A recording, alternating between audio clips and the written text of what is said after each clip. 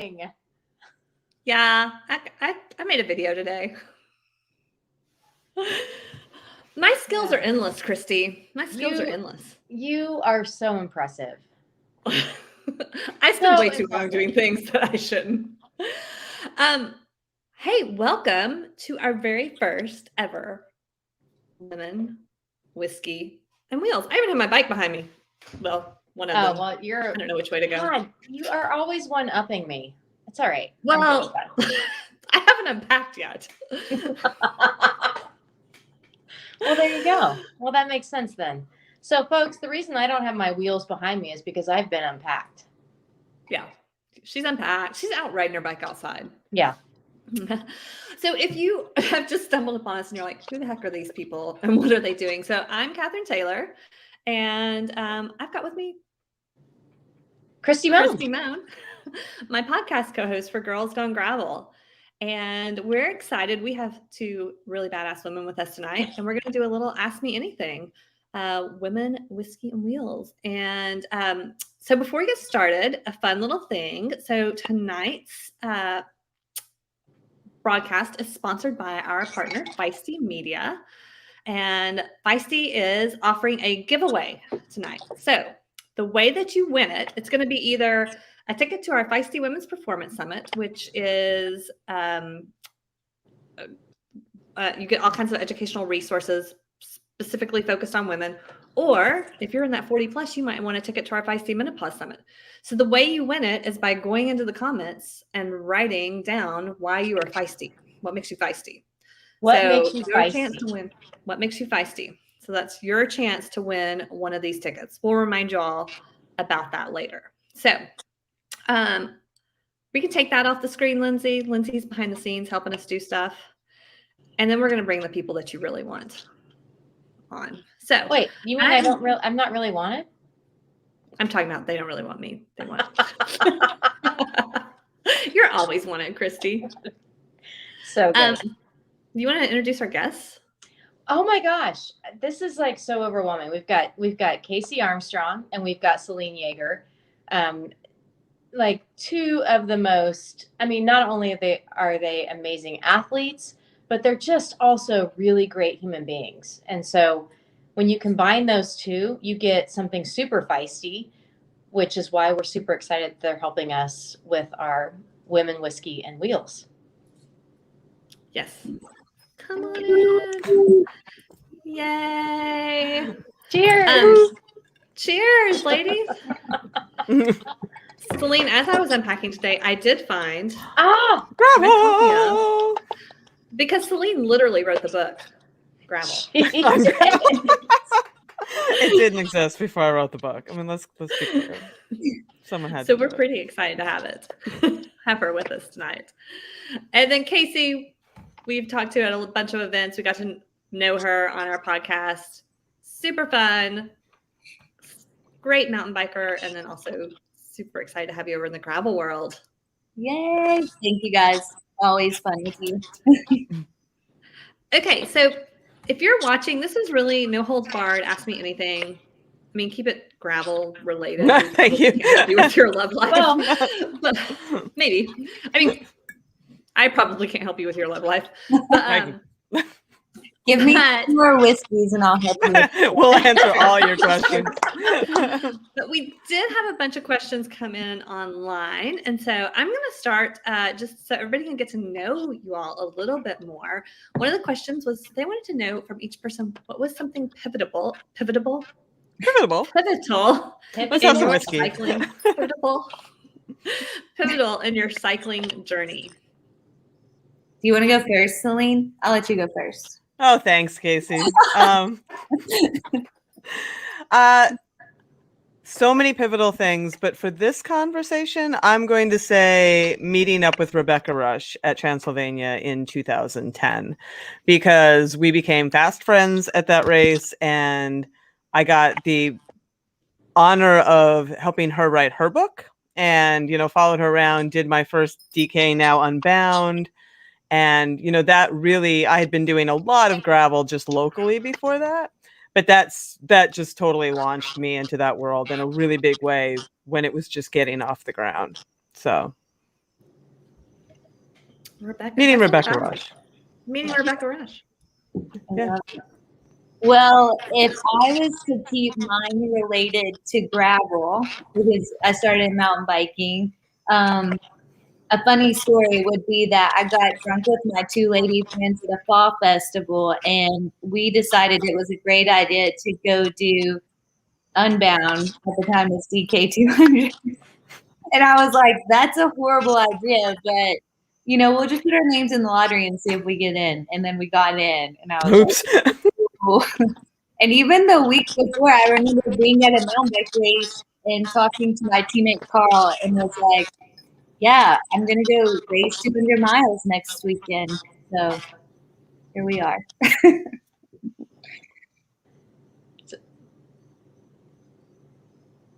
You're gone. We can't hear you, Kathryn. You're muted. Yeah. Oh, sorry. I was going to say, so There you Rebecca go. Rush was getting drunk. And Rebecca Rush and I got drunk too, so that's fine. Whiskey. Okay, I'm going to go next just because this is funny, along with the theme.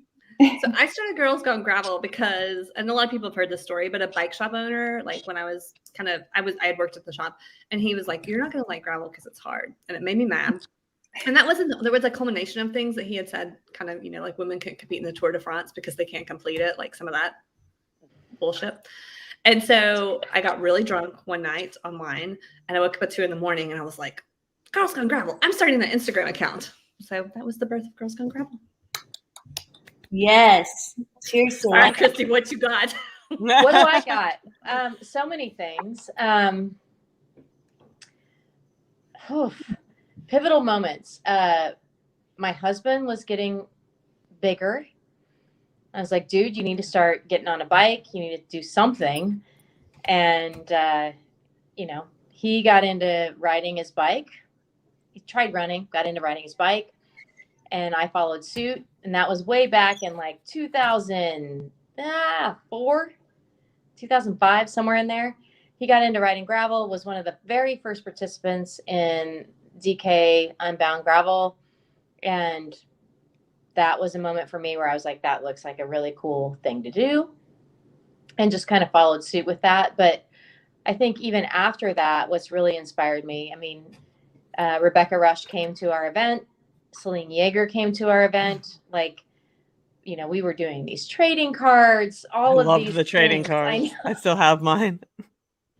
All of these little things that were my initiatives that I was trying to like help promote what we were doing here helped me realize that not only did we need a space, but somebody needed to like stake a claim in it and be like, this is what women are going to do. And, watching what's kind of come out of that has been super exciting, and realizing that it just was a small platform that you like gave people, but they took it and they ran with it. And it's just, gravel is such a great space. It's such a good equalizer for so many people. Mountain biking is hard and can be scary, but gravel is just, it's safer. It's not road riding.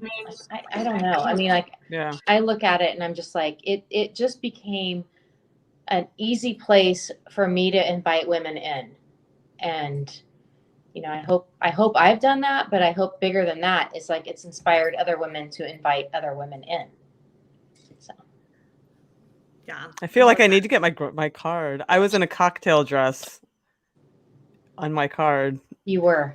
I want to see the trading card. I didn't. Yeah, I'm gonna grab one. I'll be right back. Yeah. I want to bring the trading cards back. It's pretty rad. Like, I want a trading card. I mean, let me be honest. Yes, that was so quick. I am in a cocktail dress. I'm a little green because it was a single speed world thing, and they color blasted me. And I said on the back that I was 6'3" and 300 pounds, and literally people were walking up to me going, "You don't look as big as you say that you're on your card." I'm like, I'm not. Cool. I love it. But you got to think about this little girl from Emporia, Kansas, is getting ready to make a trading card for the fit chick. What? It was so And then fun. I get to go out and have her sign it, and I'm just like, I've got goosebumps, and I don't know what to say, and then Selene and I are friends. So whatever. It's gravel. It's so amazing. Totally. Like, it's so amazing. So, anyway. I love it. Okay, we've got some questions starting to come in. And then if people haven't seen, we're doing a contest for a giveaway of one of 2 of our events from our partner Feisty. So you could win tickets to one of our Feisty conferences. And so tell us what makes you feisty.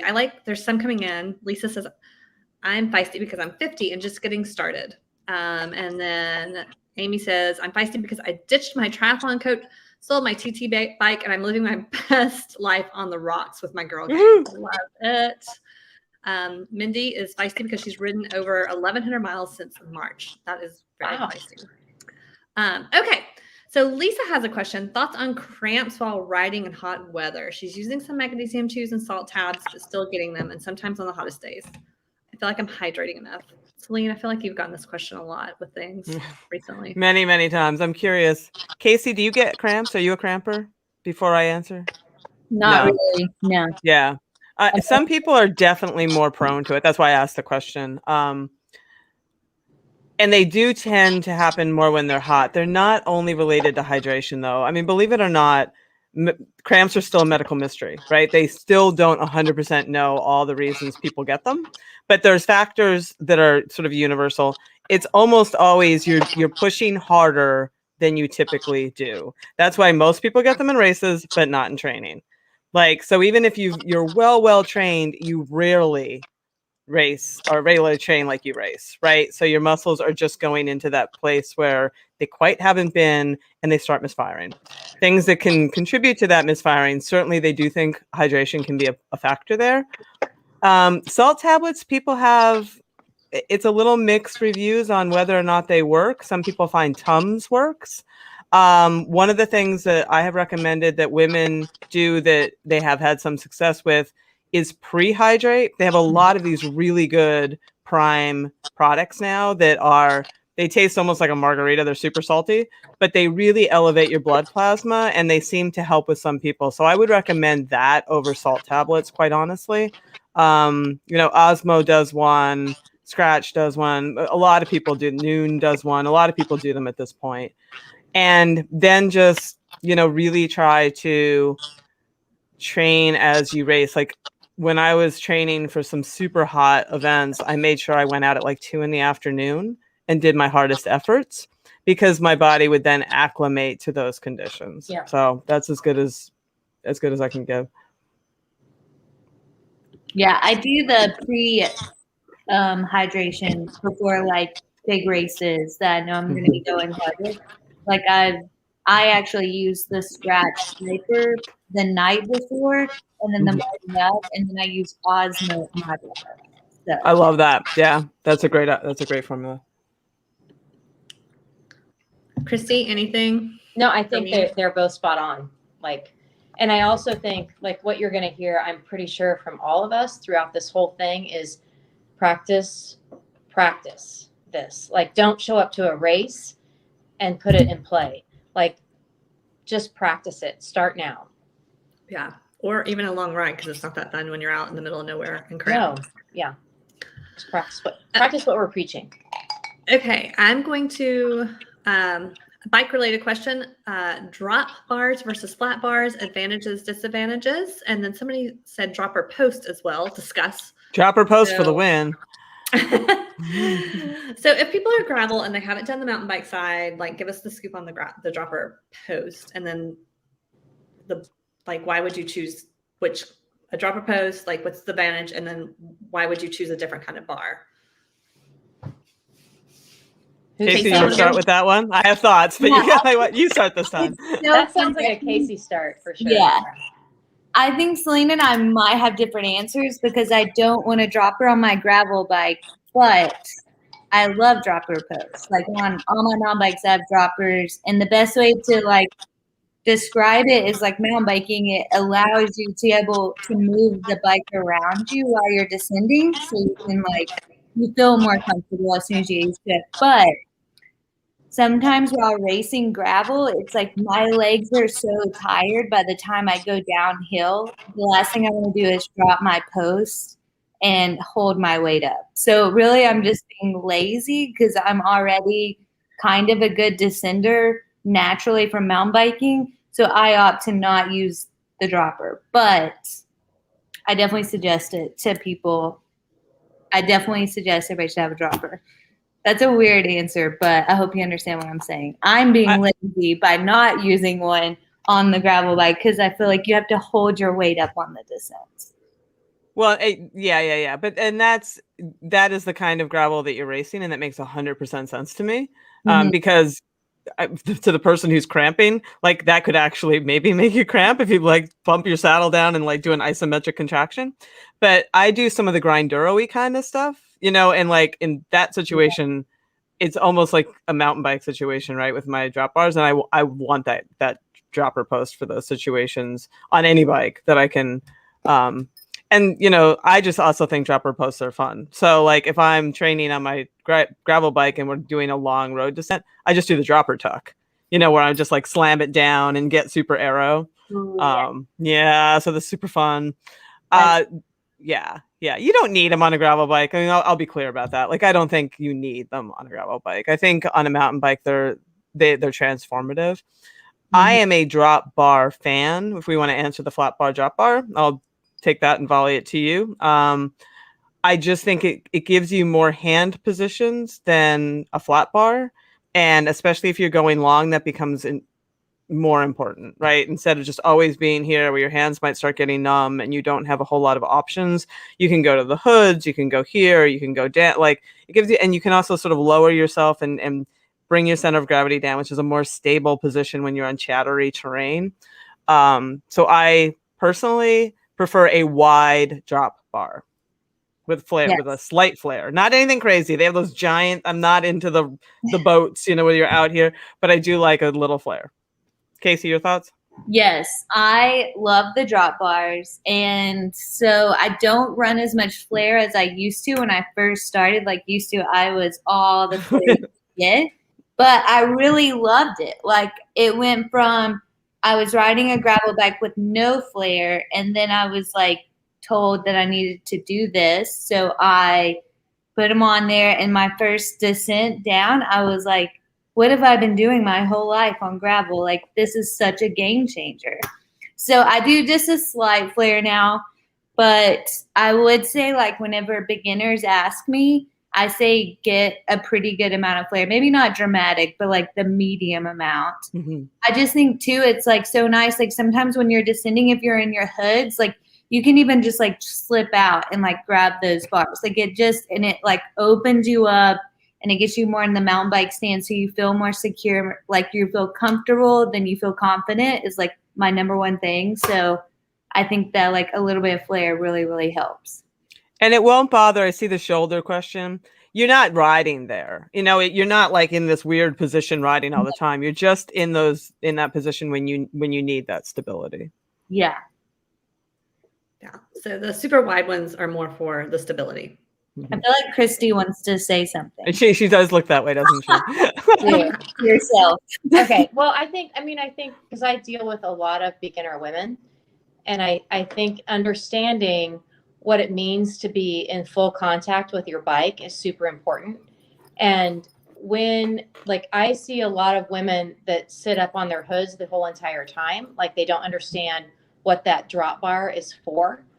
And when you have that extra connection to your bike and you're part of the bike versus like riding your bike, you're actually part of the bike is a really important thing in gravel, because that's going to make you descend better. That's going to make you corner better.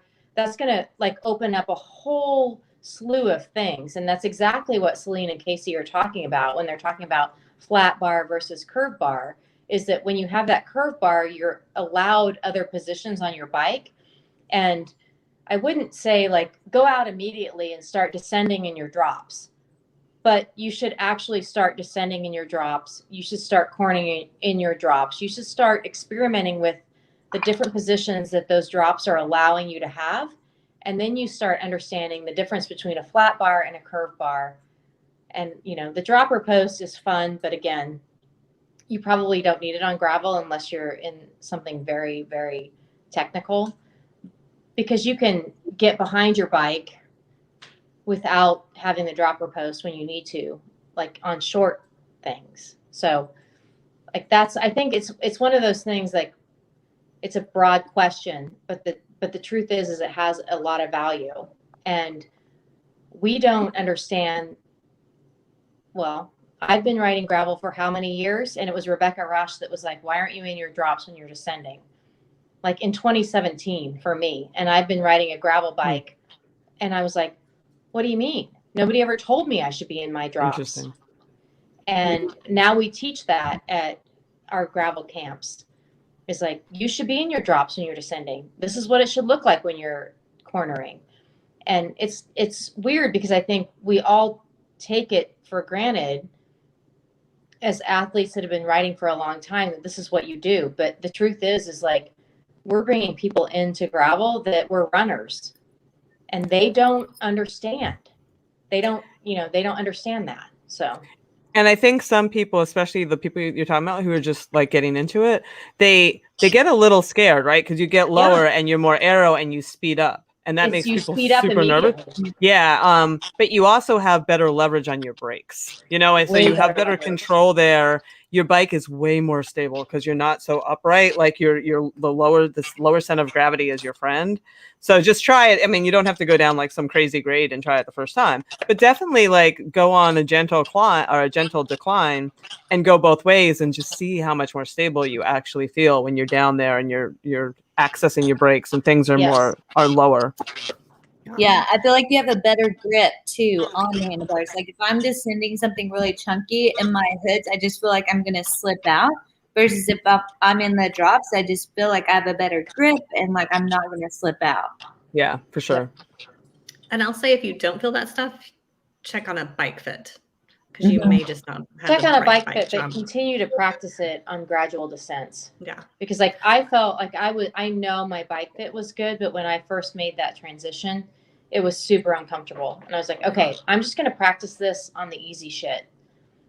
And then once I got comfortable, I was like, I never wanted to go back to being up on the hoods ever. Like, so it's literally, you've got to practice it, and you have to understand that like what we're saying is literally, I don't want to say science, but it's like, it's physics.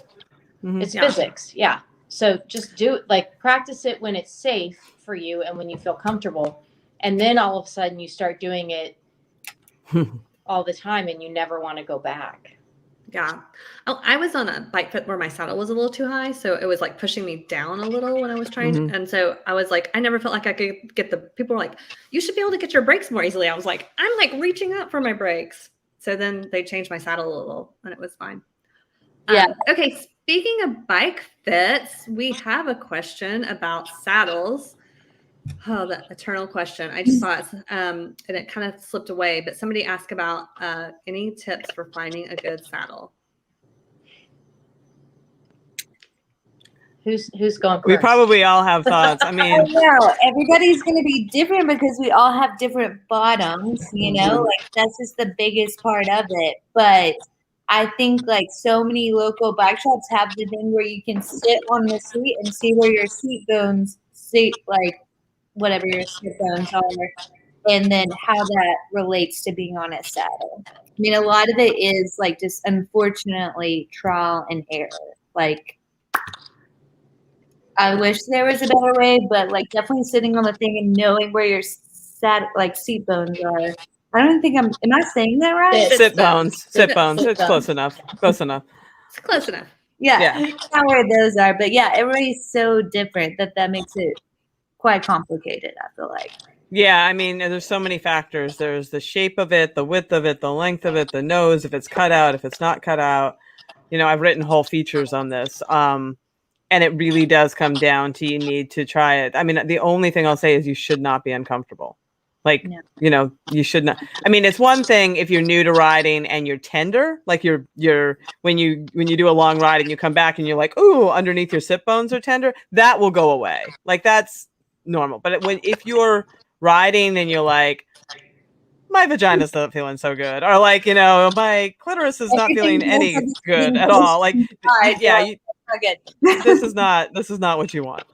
Yeah. If you have any numbness, I know this from lots of friends of my bike fitter, numbness or really intense pain in places that you shouldn't, that's you need to get that checked right. Like, you shouldn't be numb down there. Now there also can be something like, I know I'm right side dominant from some injuries I've had on my left side. So I will push myself to my right side. And that's like, I have to do some strengthening off the bike because I have a hard time getting comfortable in my saddle. So I really have to work on so that I don't push myself over on the saddle. And my bike fitter noticed it. She was like, you lean to the right when you ride, don't you? And I was like, I didn't realize that. So that can also be something. But yeah, unfortunately, I think who all has extra saddles that they've had to just donate or toss sitting around? Well, and I think the chamois plays a part in this too. Like, oh, good point. Like, well, you just have to be aware that the chamois is also a connective issue in this whole play. And so, like, I'm fortunate enough that I'm not riding on a cheap chamois. So, like, I'm sure there are quality cheap chamois out there, but, I know what works for me, and it's come after like 20 years of riding my bike. And the formula is so good that even when I go out on that saddle without a chamois, I can still ride. Totally. Yeah. And so that's really, it's not a one size fits all formula by any means, but your chamois is also as important. And then, your chamois cream can also play into that. But I would almost argue that you should be able to do short rides without a chamois cream. Totally. Yeah. I argue you should be able to do long rides without one. Well, I mean, everyone's skin is a little different, right. So I don't go that far. But and it depends. Yeah. Is it dry outside or is it super humid? Like, yes. Fair. Yeah, totally fair. Yeah. Yeah. Like, I feel like once I moved out west, I started using chamois butter a lot more than like when it's super humid. Because it was dry. Yeah. Yeah. Oh, interesting. No, that's legit. Yeah, it's true. All right, let's talk tire size. It took so long to get to tires. Different surfaces. I'm lazy. The question I don't everybody asks. I'm so lazy. I don't change my tire size unless I'm like, this is gonna be a really chunky event. So everybody else weigh in on this one. I feel like literally 90% of what I do is on Maxxis Ramblers 40s, and it's been like that since I did Unbound when I first did it. Except they were 38s, but then they came out. They came out the 40. Yeah. Now I just use those. And I do everything on my Schwalbe G1 all around 38s. Like, I've done Unbound across Michigan, like Keystone Gravel, which is a Grinduro-ish kind of event. And I too, unless it's like something way out, an outlier event, I don't change my tires. Like, if I have, because usually when you do a gravel event, you're going to find so many different surfaces anyway. You know what I mean? Like, you'll find some mud, and you'll find some deep gravel, and you'll find some pavement, and you'll find some stuff so you're never going to have the perfect tire for a lot of events. Mm-hmm. So it's just like one good all-arounder is the way to go, in my opinion. I think my biggest tip is that you want to make sure you have that sidewall protection. Yes. And then I would also say, go fucking tubeless.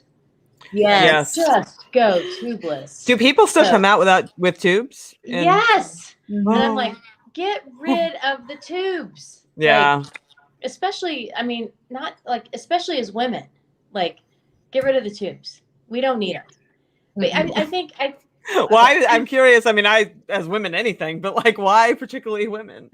I think it just like allow a little less air pressure, so you're not just like on a trampoline. Like, oh, for sure. Yeah, we weigh less. I mean, this is one place we actually have an advantage. Like, we weigh less. Like, all of the things that can contribute to your tire flatting. I'll go down to 23 sometimes. Yeah, and I also think that Go ahead. Like all women run way too much pressure, including Yes. myself. Like we're so 100%. obsessed about getting a flat. Like we run way too much pressure. I have just started breaking myself of that, and Yeah. it's amazing what a But- difference it makes. But how? What I pressure do you mountain run, bike at Selene? ludicrous pressures, ludicrous. But What do you run? I run 23, 25. What do you run, Kaysee? I'll tell you what I ran. My first Unbound, I ran 35 to 40. Yep. And then this year, like I've been kind of trying to get to 23, but I do 26, 28. So That's good. 26, 28 is a safer. That's a nice. That's a good. I like that. That's not squish, but it's good cushion. I feel like I fight with Carl Decker over air pressure. Like he's like, you don't need to be running this much. And I'm like, yeah, I do. Well, sometimes I'll ask the dudes I'm riding with, and they're like, "I have 18." I'm like, "I've got way too much pressure." I know. Oh, damn it. Hilarious. I'm still at like 30, and like Nick I am Wiggin too. is like, you are so way too high, and I'm like, It makes It's like such this a drug. difference, man. Like, It's like it's like Yeah. a magic carpet ride when you're going downhill, like damn when it. you've just that Okay. right. I'm doing it tomorrow. And Do it. apparently, like, there's a theory of like when you run too much pressure, like everything, like, so your tire is super tight, there's no give, like, it just is there that whenever you're hitting sharp things, it just punctures it. Versus, Oh, interesting. it's like squishy, it would just like absorb. Yeah, I'll go with that. That makes sense. Yeah. As opposed to like just too much where you're bulging out, right? Like there's that Yes. sweet spot. Oh, Yeah. Like there's no give, so you run over something sharp, it's just immediately like gonna stab you. Versus if you have a little bit of give, That's a good point. Can I give you guys this like one story from spring camp? yes, This it's very dude nice. was here, and I'm like, he was running tubeless, and I was like, what tire pressure are you running? And he was running like 90. And I'm like, how 90? Yes. How does it even I'm fit like, 90 how in the there? fuck are you running? This doesn't blow off. My I tri didn't bike. say The that, but I maximum was is like, like 45 to 50. I'm like, you need to go talk to Yeah, me how did about you it. even do that? That's very impressive. Like, He's I'm got some over strong this. upper body strength. yeah, talk to somebody else. I can't help because I'm And trying to that's- get to 30. Yeah, another thing I've done this year is started running Kushcore. And then I've heard great things about that. Wait, Yeah, you're running what? Kushcore. So it started in mountain biking. So it's just basically this layer of cushion at your rim. And so Oh, yeah, basically, I've heard this. instead of like when you run too low PSI, like you like get the snake by, like you like hit the rim and you get a flat. The Kushcore protects you from that. So you can basically hit your rim over and over without getting flat. Are you cheating? Yes. In a great way. Is it heavy at all, Kaysee? Do you notice the weight of it? Probably it's not that much heavier, and everybody argues like your wheel weight matters the most. Yes. But I've noticed zero difference. Yeah, And- so that's the question. If you don't notice it. Yeah, at Gravel Worlds it was a savior and like annoying. So here's the annoying part is if you get such a flat that you have like a side like right at the rim, like it comes through and like punctures it. Yeah. You can't like put a dart in at your sidewall. Like you can put darts in everywhere else and just blow it back up. You're good to go.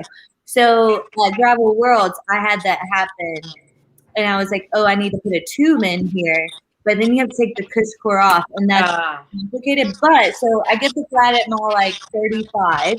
I just rode the Kushcore super fast to the like aid station at 60. So like.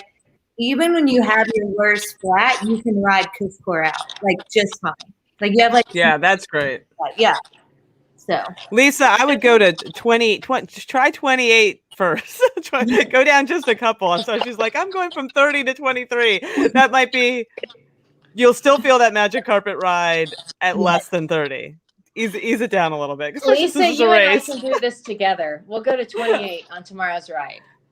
And I want to answer Cindy Rue really quick. I have large vulva too, and I love my specialized mimic. And that might be Yes. too TMI, but we're drinking whiskey and answering questions. This is. And the replays will be great. Like, oh, things we didn't know.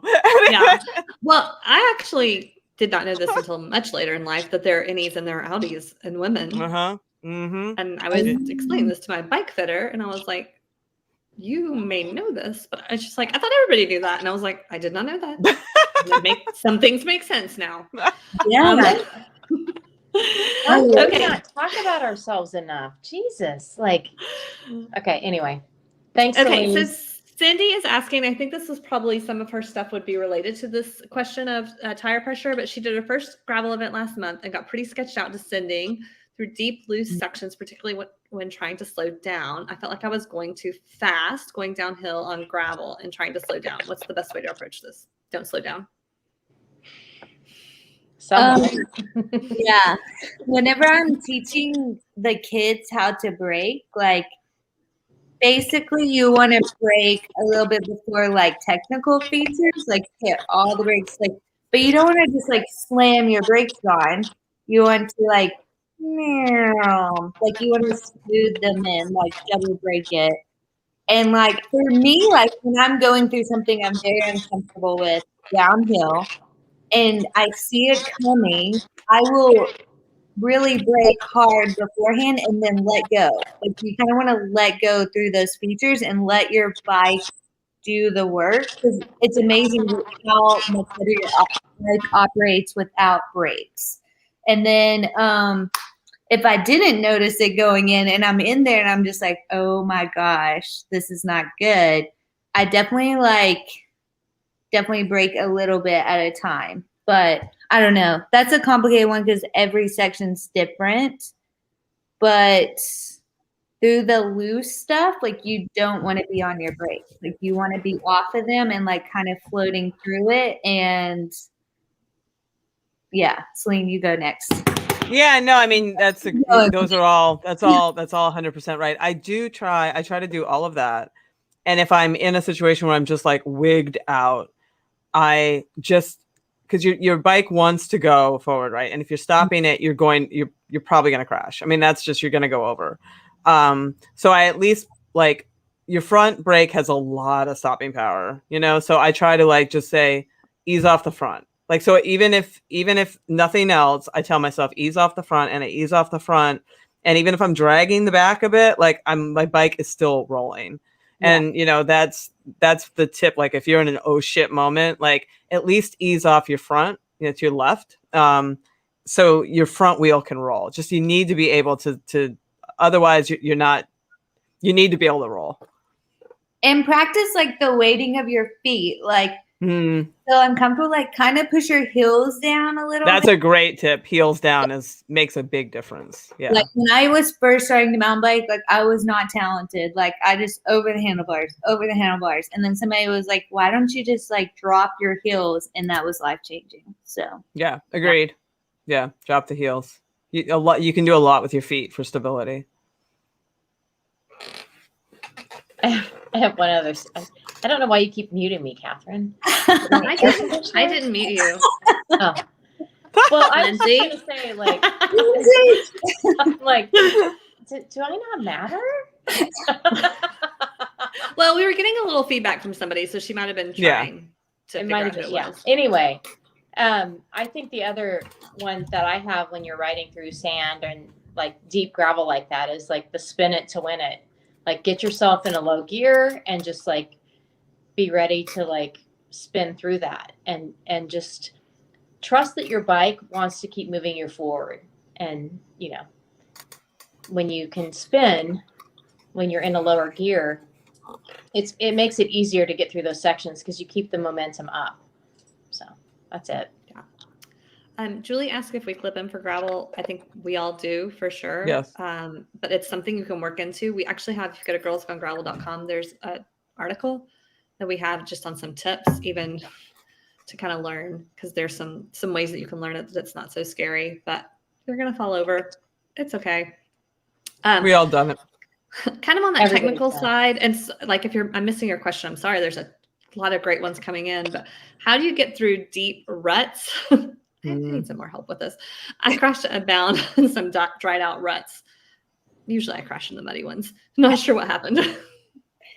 I think the theory is ride the rut. Like I was just going to say ride the rut. Get in the rut, ride the rut. Like, and also there's this weird thing of like, it's not weird. Like, everybody says, look where you want to go.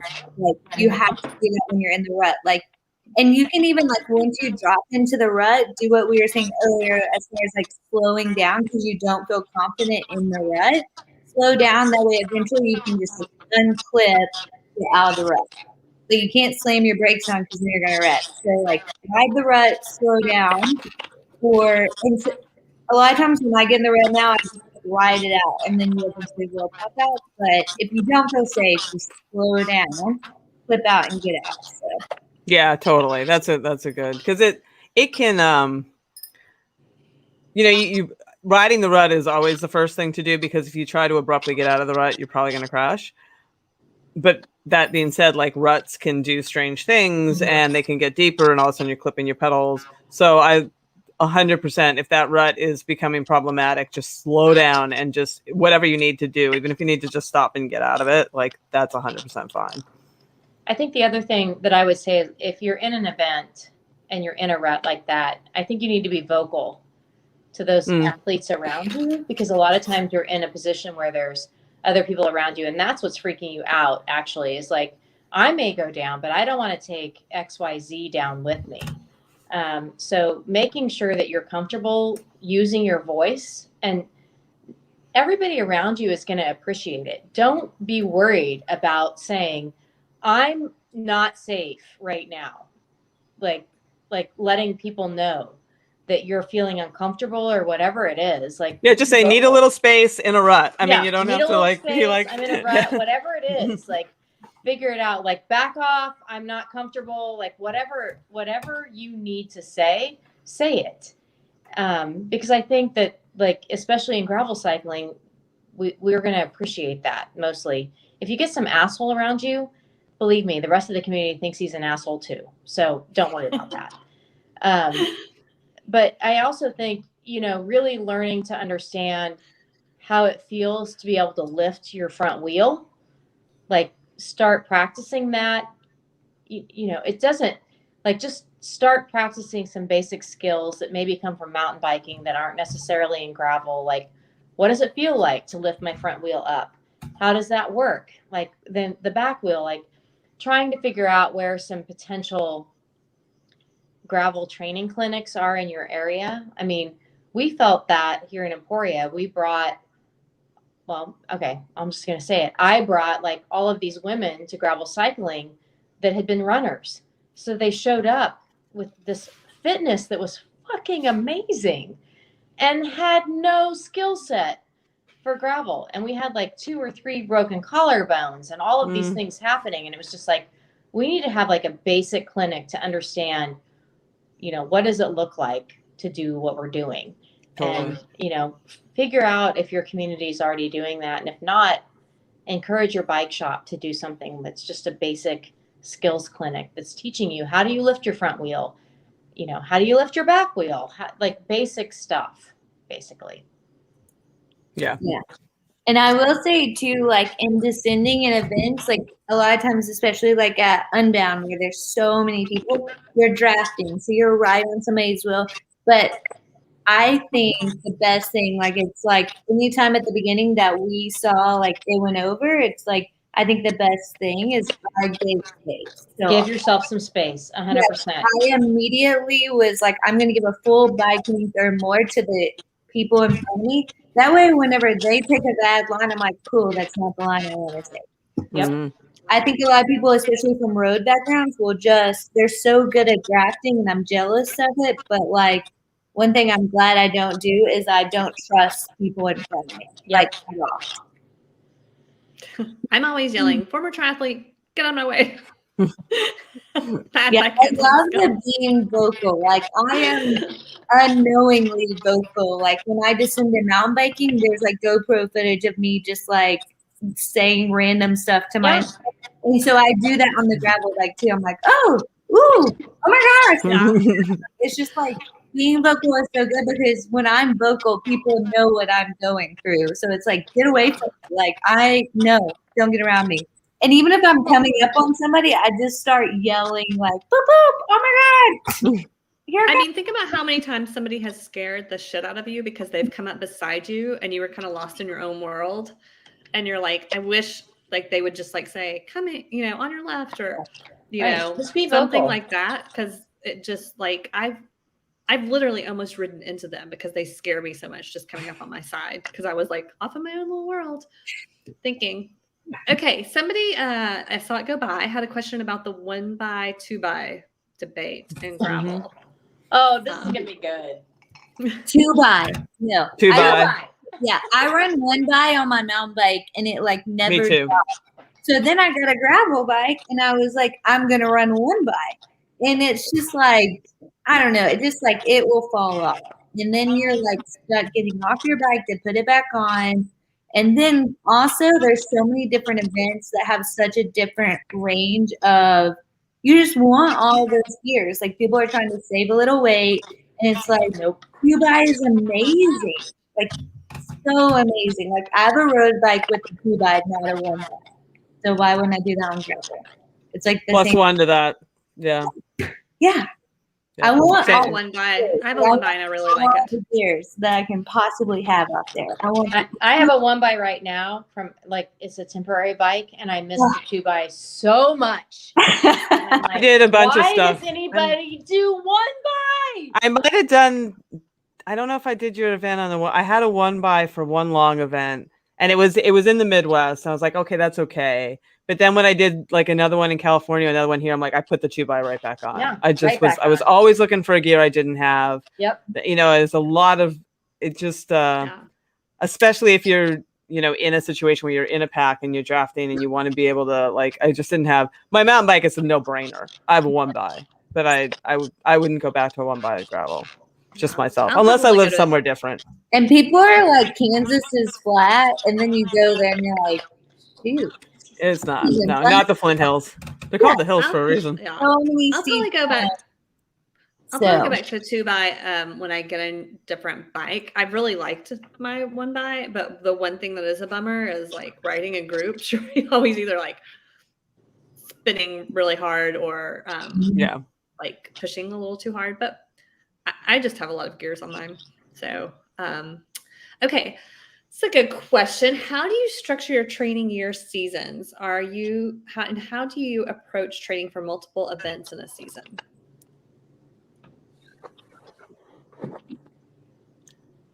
We can. We both have different. I'm sure we all have different things. I'll just spit out first. I just try to plan peaks and valleys.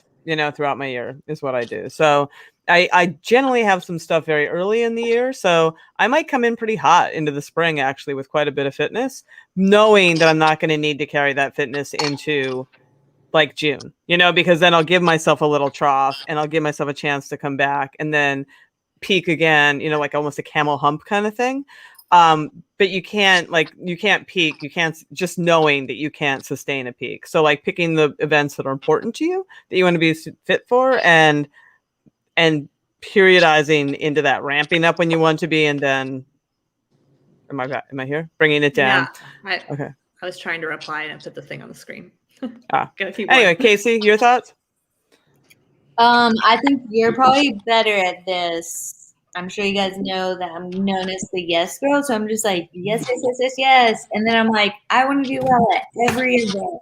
And it's just like not realistic. And I'm actually taking a break right now because I blew up so hard that I was like at RPI and I had jelly legs and I've never had that. I was like, I've destroyed myself. It's finally happened.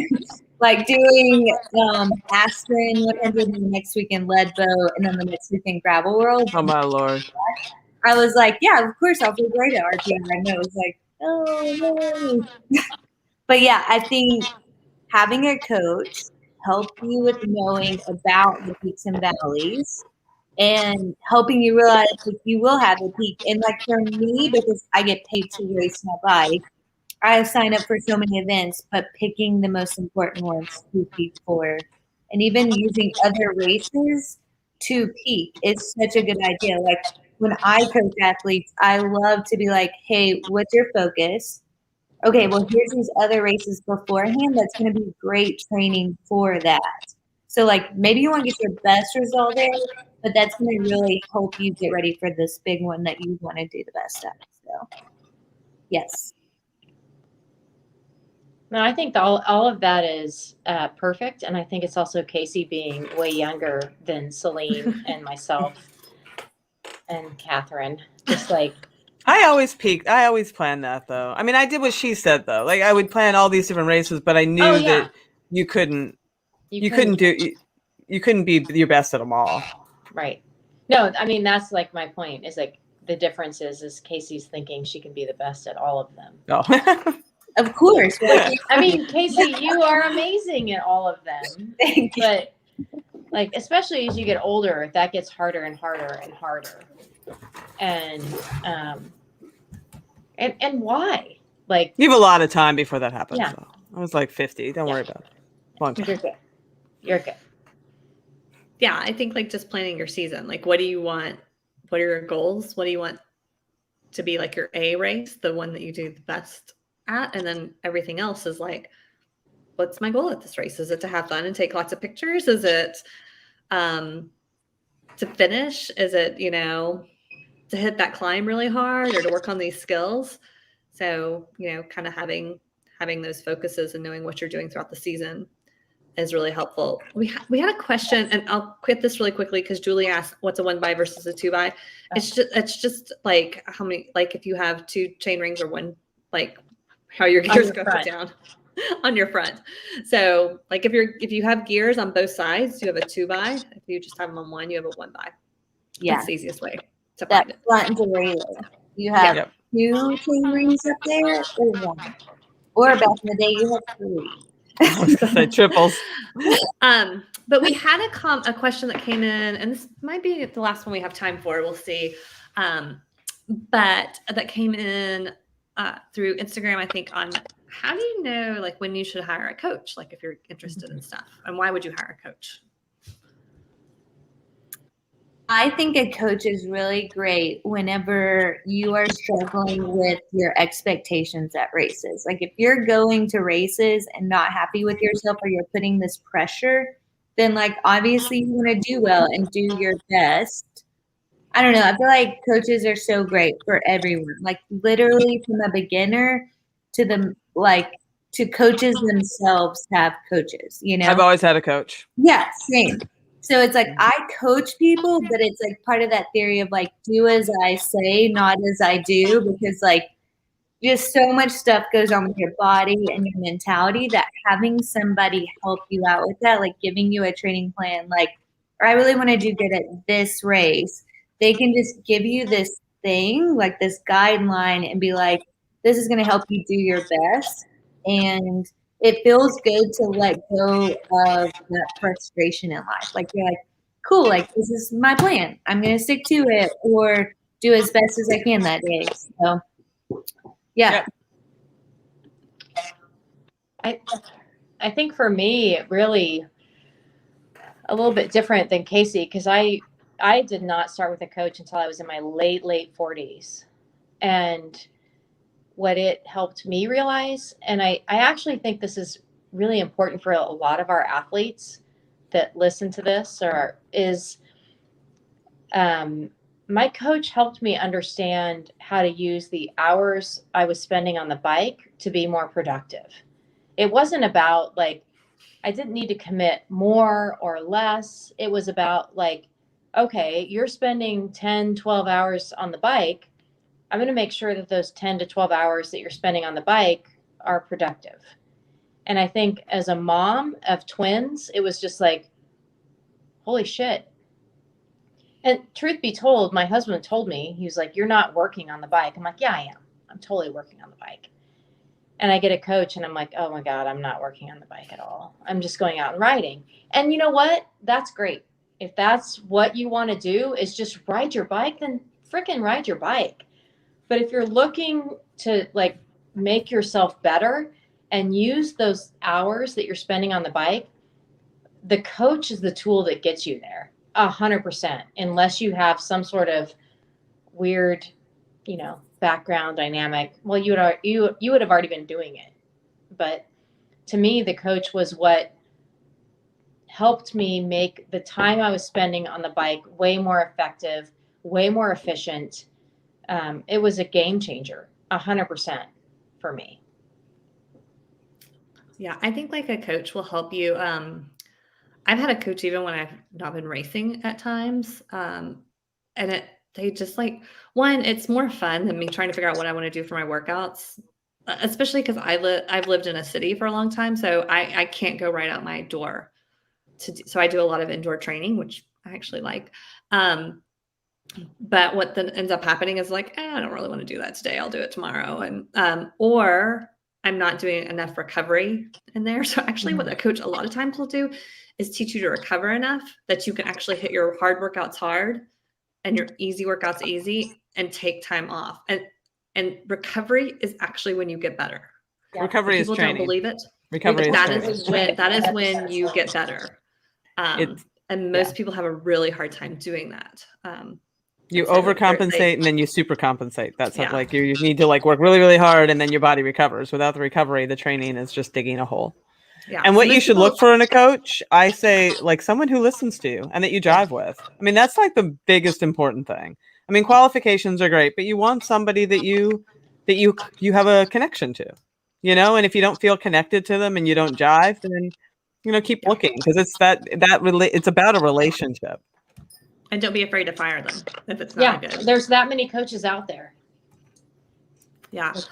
My coaches have always been virtual. Julie was asking virtual or live. I've always mine too. had somebody online. I'm totally doing it wrong and I need a coach. Coaches, it takes so much off your mind. And I know it's an investment, so not everybody can afford a coach. And there are sometimes some great group training plans. Like you can go on Training Peaks and actually purchase a training plan that's written by a coach that's going to be a lot less expensive. But the coach is going to be able to, you're going to be like, oh, I'm feeling really tired. I feel like crap, or I've been sick. What should I do? And your coach will give you a little bit more insight into that. Okay. We're coming up on an hour, so I'm going to just Garmin or Wahoo. That'll be our last question for the group. And then I'm going to talk real quickly about something that we're launching with Girls Gone Gravel. And who wants to do this again? I think this has been pretty fun.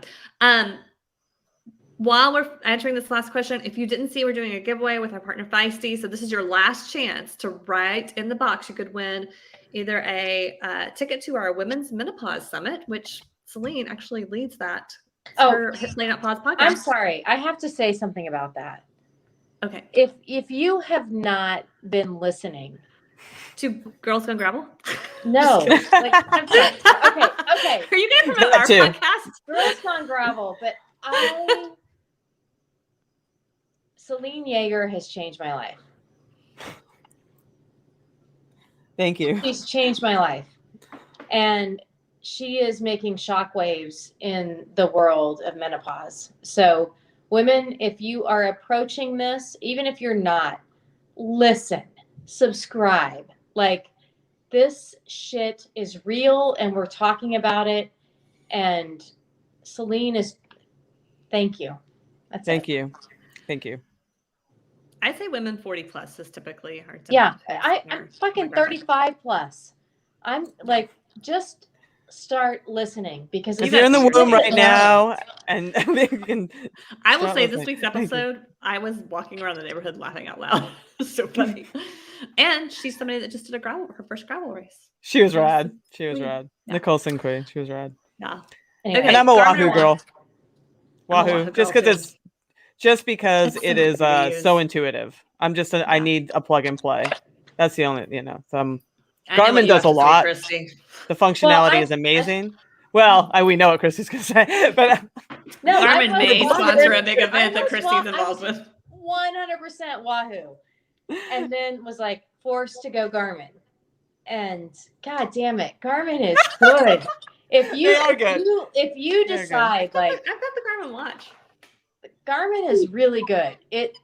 It's replacing the Whoop for me, the Oura Ring, like all of that stuff is on the Garmin. So anyway, and that is not, which is crazy, because I rode with the Wahoo in my back pocket at Unbound, not trusting the Garmin, and the Garmin crushed it. So, like, I get it. Like, Wahoo is super easy. It's a great tool for, like, ease, simplicity, intuitive, all of that. But if you want a little bit more, that's That's fair.